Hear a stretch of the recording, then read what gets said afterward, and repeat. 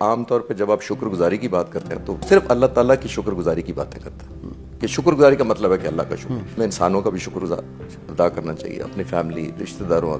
میں آپ کو ایک ملٹری ایویشن کی ایک سٹوری سنانے کی اجازت چاہتا ہوں۔ اچھا، ارشاد۔ 1973 ویتنام امریکہ کی جنگ ہو رہی ہے۔ ویتنام کا ایک پائلٹ ہے چارلز پلمپ، میرے ایک یوٹیوب چینل کے اوپر یہ ڈاکومنٹری بھی ہے اگر کوئی دیکھنا چاہے، خالد چشتی کے نام سے۔ تو چارلز پلمپ بامبنگ کر رہا تھا ویتنام کے اوپر، بامبنگ کی ہنوئی کے اوپر، نیچے سے میزائل لگا، جہاز کو تباہی ہوئی، اس نے پیراشوٹ سے اپنی جان بچا لی، جہاز تباہ ہو گیا، اس کو قیدی بنا لیا گیا۔ 6 سال وہ قید میں رہا ویتنام میں۔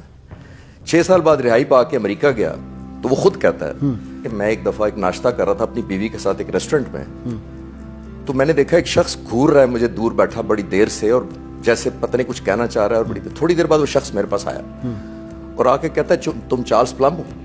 اس نے کہا ہاں۔ اس نے کہا تم فائٹر پائلٹ تھے؟ اس نے کہا ہاں۔ اس نے کہا تم ویتنام جنگ میں لڑے تھے؟ اس نے کہا ہاں۔ اس کو اب غصہ آ رہا ہے کہ یہ اتنا کچھ جانتا ہے، تو اس نے کہا تم پیراشوٹ سے چھلانگ مار لی، قیدی بنے تھے؟ اس نے کہا ہاں۔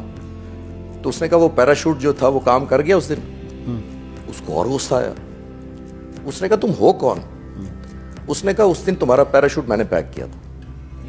اللہ! وہ کہتا ہے چارلز پلمپ میں رات کو گیا اپنے گھر، کہتا ہے میں پوری رات سو نہیں سکا۔ وہ کہتا ہے جس شخص نے میری زندگی بچانے کا وسیلہ بنا میں اس کی شکل سے بھی واقف نہیں۔ تو اس نے کہا میں کتنا ناشکرہ ہوں کہ میں اس کو پہچانتا نہیں ہوں۔ اب آتے ہیں، اس نے کہا کہ ہماری زندگیوں میں صرف پیراشوٹ فائٹر پائلٹ کا پیک نہیں کرتے۔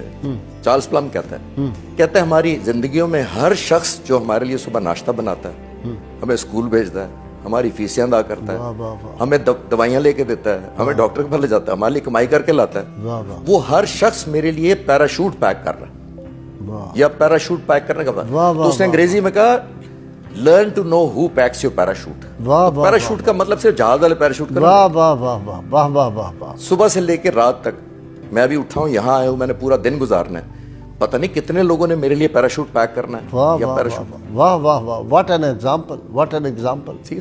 تو میں نے خود اپنی زندگی میں جب میں ایئر فورس میں تھا تو میں نے 5 دفعہ C-130 جہاز سے پریکٹس کی ہے، پیراشوٹ سے چھلانگ مطلب چھلانگ لگائی ہے۔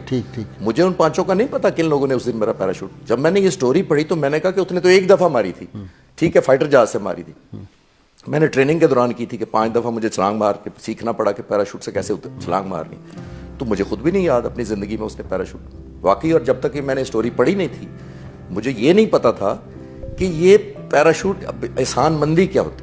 آپ انٹرنیٹ پہ جائیے، ایک نام ٹائپ کریں، نک ویوجک۔